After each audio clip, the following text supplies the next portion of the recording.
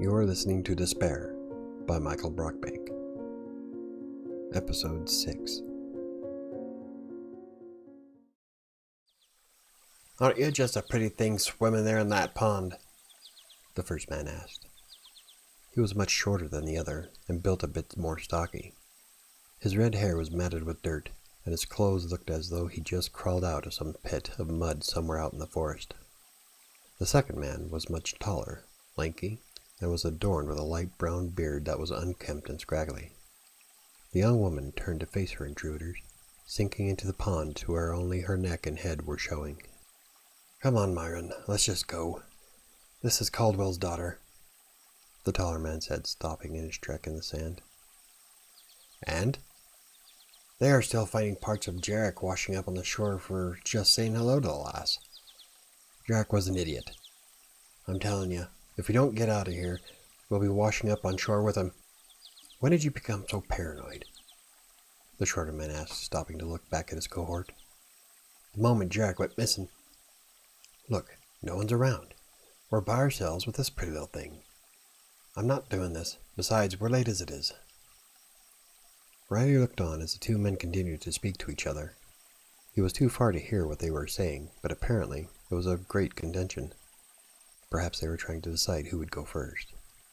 Riley put his back against a tree to hide himself as best as possible. He took several deep breaths and sheathed the dagger while pulling out his wand. "What are you doing?"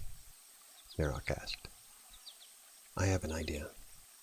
Looking back around the tree trunk, the student saw a decently sized rock laying on the beach just a few feet away from the men. Quickly he stood up, took several steps onto the pond's sandy beach, and then thrust his wooden weapon outward to cast its spell. A glowing sphere of light emerged from the wand and zipped across the beach to strike the rock. The energy absorbed into the stone with a slight rippling of light moving across its surface. The spell startled the two men, and they took a few steps back. "The next one will not miss," he shouted, pointing the wand at the intruders. All three figures turned to look toward the young apprentice. "Well, what are you? Her caretaker?" said the shorter ruffian. "I do not know her, and neither will you." Riley stopped a short distance from the two men. If they charged him, he would have enough time to cast his spell twice, one for each of them. "I'm telling you, Myron, this is getting worse by the minute. Let's just go," the taller man whispered to his compatriot. He started to walk backward from whence they came, tugging on the stained tunic of his friend. "We got other things to do, lad. You'd be best to watch your back," yelled the stocky man as he was half-heartedly walking with his friend. Riley continued to point the wand at the two as they made their way back into the woods. As the two disappeared into the forest, Riley put his wand back into his robe's pocket.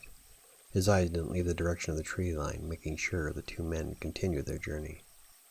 "I thank you for your assistance," the old woman called out from the pond. Riley was surprised with how well she was taking the situation. It was like she had absolutely no fear at all. "You're welcome," he replied, looking back at her. The two locked eyes for what seemed like several minutes. The young man was hypnotized by how blue her eyes were. It felt as if she was peering into his soul, but not in the same manner as the last creature who looked upon him. In this instance, it was much more pleasant. "Are you going to turn around so I can dress?" she asked with a half-smile. The question broke his concentration on her eyes. "What?" Then it dawned on him. "Oh, yes, absolutely. I apologize." Riley turned his back to her to give some semblance of privacy. For a brief moment, he thought about stealing a quick look. "Don't do it," Narok advised. "I wasn't going to," he whispered back. After several minutes, Riley felt a tap on the shoulder. The touch startled him a bit, and he spun around to see his pond maiden. Her white dress was bright in the sunlight, but it accentuated her skin quite nicely. Her hair was pulled back and tied with a strip of thin twine. "Thank you for the help, stranger. My name is Tessa," she said, smiling at him. He was completely entranced with her beauty. "Yes, thank you. I mean, hello, or you're welcome." For the first time in his life, Riley felt as though his mind were a jumbled mess. He found it incredibly difficult to focus on more than just the attractive woman in front of him. There was a long, awkward pause, as if she was waiting for him to say something more. But for the life of him, He simply couldn't fathom what else she wanted to know. "Do you have a name?" she asked, looking deeper into his eyes. "Oh, yes. We all have names." But he seemed to forget his. "And you would be—" "Yes, I'm, Riley." Like a flash, he seemed to break free from being entranced by Tessa's appearance. Logic and sensibility returned, and again he was aware of his surroundings. "Nice to meet you, Riley." "No, the honor is all mine. It's getting late, and I must be going." Tessa took a few steps back towards the other side of the pond. The young man's eyes identified what looked to be a worn path into a less dense part of the forest close to the edge of the rocky alcove.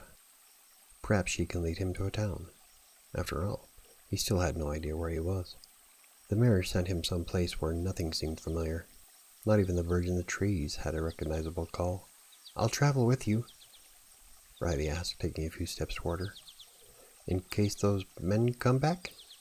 The end of his sentence came out as more of a question. He was anticipating whether she would agree to walk with him or not. Tessa stopped walking and stood for a few moments. "Yes, that would be nice. But when we're near town, you'll have to be on your way. My father doesn't like men being around." Riley quickened his pace to catch up to walk alongside her. "Well, that was embarrassing," Narok said. "Shut it," replied the young man in a whisper. The path out of the alcove was somewhat narrow, so Riley walked behind Tessa and off to her right side. He was still occasionally glancing around the forest, looking for either the two men or more of the undead he dealt with the night before. He was unsure whether his new young friend realized the dangers within the woods.